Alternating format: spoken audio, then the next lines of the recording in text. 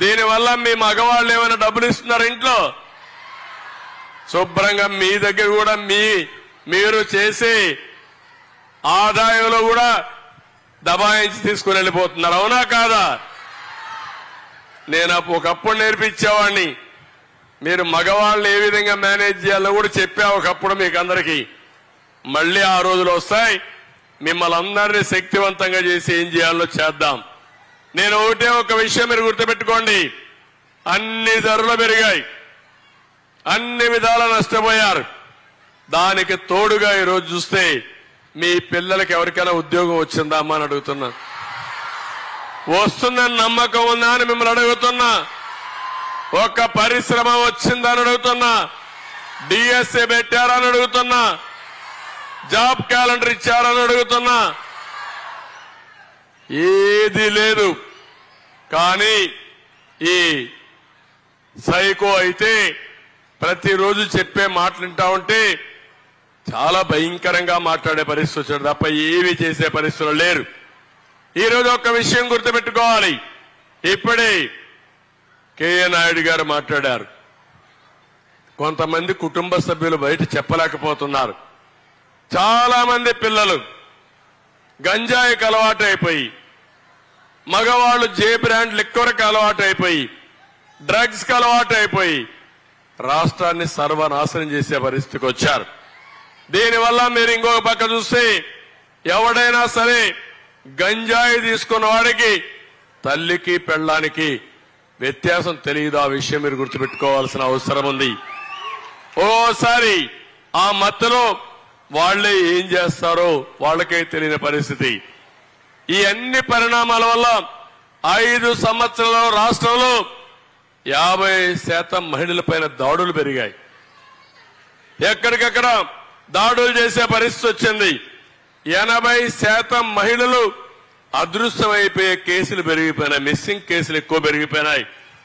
50% పెరిగాయి. మహిళలపైన వేధింపులు పెరిగాయి. లైంగిక వేధింపులు 32% పెరిగాయి.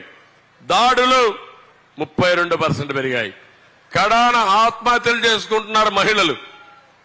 ఆనందంగా ఉండవలసిన మహిళ, ఇంటికి లక్ష్మిగా ఉండవలసిన మహిళ ఈరోజు ఆత్మహత్యలు చేసుకునే పరిస్థితికి వచ్చారు.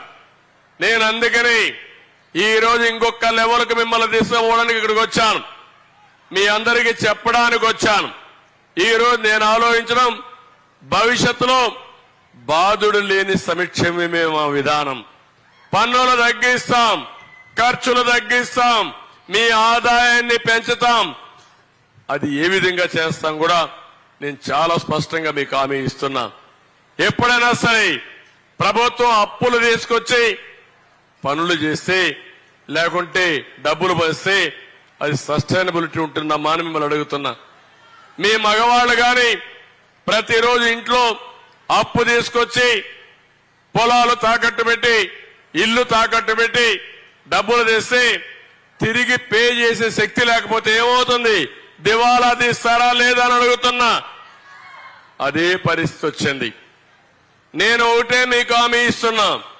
సంపద సృష్టించడం తెలిసిన పార్టీ తెలుగుదేశం పార్టీ. ఈరోజు ఇక్కడ ఉంది.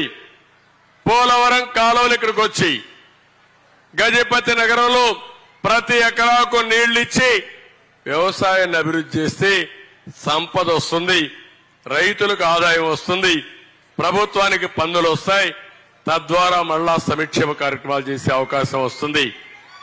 ఒక పరిశ్రమ వస్తే మీ పిల్లలకు ఉద్యోగాలు వస్తాయి, గవర్నమెంట్కి ఆదాయం వస్తుంది, మళ్ళా సంక్షేమ కార్యక్రమాలు చేస్తాం.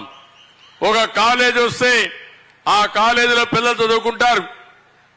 పెద్ద అయిన తర్వాత వాళ్ళ నాలెడ్జ్ పెరుగుతుంది. తద్వారా మెరుగైనటువంటి ఉద్యోగాలు వస్తాయి, ప్రపంచం అంతా పోయే పరిస్థితి వస్తుంది.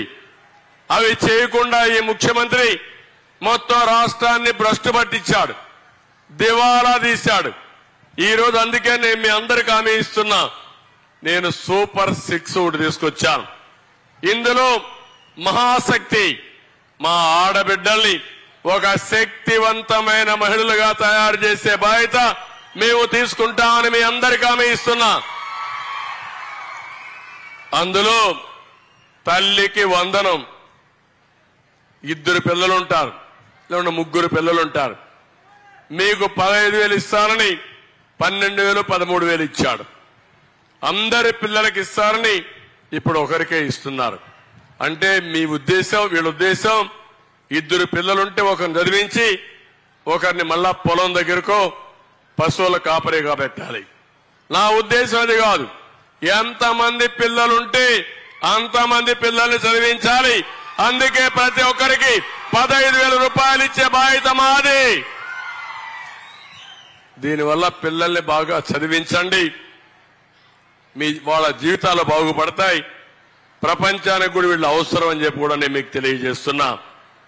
రెండోది, మీరు చూస్తే ఆర్టీసీలో ఉచిత ప్రయాణ సౌకర్యం ఏర్పాటు చేస్తున్నా. అంటే మీరందరూ ఒకటే గుర్తుపెట్టుకోండి, మన గవర్నమెంట్ వస్తానే మీరు ఎక్కడికి పోవాలన్నా, ఎక్కడన్నా ఉద్యోగం చేసేసరికి పోయి రావాలన్నా, మార్కెట్కి పోయి రావాలన్నా, మీ పుట్టింటికి పోయి రావాలన్నా ఫ్రీగా తిరగండి.